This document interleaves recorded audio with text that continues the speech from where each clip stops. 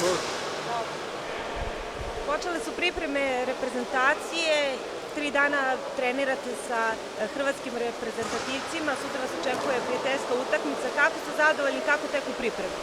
Da, kao što ste rekli, ali za sam početak bi stvarno hteo da sam prvo sad svima poželim srećnu novu godinu i sve zapravo praznike koji nam stižu. Što se tiče okupljanja reprezentacije, iskoristit ćemo to u najboljem svetlu zbog svih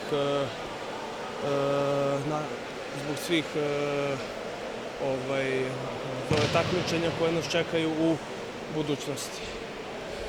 Vi se međusobno svi vrlo dobro poznajete, igrali ste često jedni protiv drugih, jel vam to pomaže malo da razvijete bolju taktiku?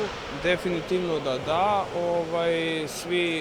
Svi manje više se mi ovde super znamo iz reprezentacija, što juniorskih, što iz naravno ove seniorske reprezentacije, tako da to je u svakom slučaju baš jedan veliki onako plus za sve nas i za buduće takmičenja koje ćemo pokušati da iskoristimo. Šta očekujete sutra od ove prijateljske utakmice? Pa od prijateljske utakmice ja mogu sad, pogotovo sad u ovom trenutku da se zapravo sad nešto puno očekuje. Mislim, ono što vidim to je da reprezentacija Hrvatske je doputovala bez, koliko mi se čini, 5-ice, 6-ice igrača.